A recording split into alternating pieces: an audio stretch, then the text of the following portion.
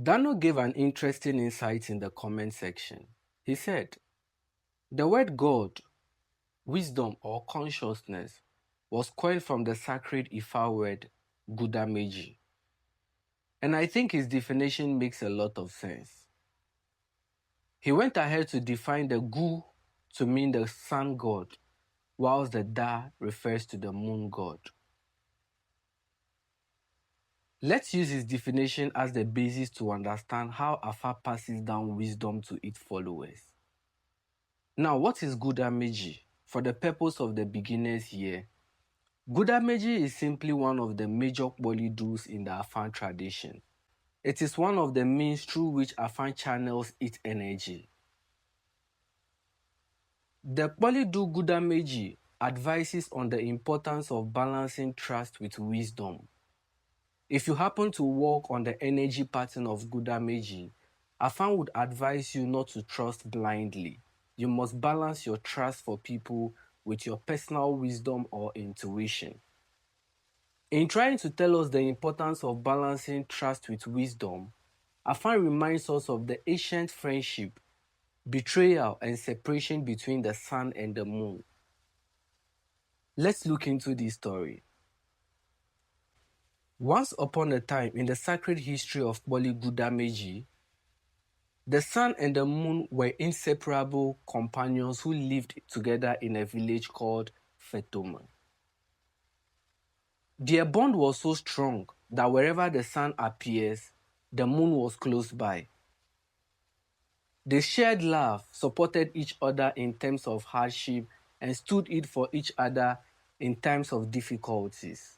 Life was peaceful in Fetoma until a famine struck the land. Hunger spread across the village, and life became unbearable. Survival was not predictable. As best friends, the sun and the moon spent most nights discussing how they can get out of the situation in which they are. Until one fateful morning, when the moon approached the sun with a disturbing idea. She said, I have an idea. And the moon proposed, I want us to sacrifice and eat our children, one after the other, until we get out of this difficult situation.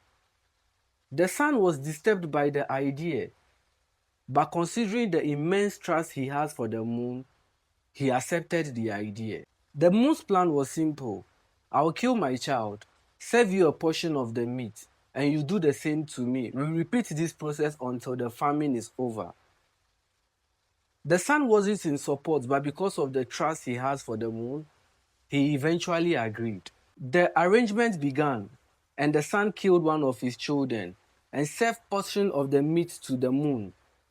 The moon accepted the meat, ate a portion of it, and saved the rest and presented it back to the sun. This process continued until the sun finished killing all his children, only to realize that the moon did not kill any of her child. The sun, feeling betrayed, decided not to be friends with the moon anymore. That is why till today, the sun and the moon don't come out at the same time. Whenever they both come out, we experience something called eclipse. And that is why when you are working on the energy pattern of Gudameji, Afa advises you to trust people with wisdom. Don't trust blindly. So when you get initiated into Afa and you happen to work on this energy pattern, it means that you have to be careful with the advice you get from people. It also speaks against dishonesty and how it can destroy long-term friendship. So the definition Dano gave makes a lot of sense. I will be dropping more videos explaining how the various Kporli dues explain life and the wisdom they try to pass down to we the believers of the Afan tradition. Stay tuned for more.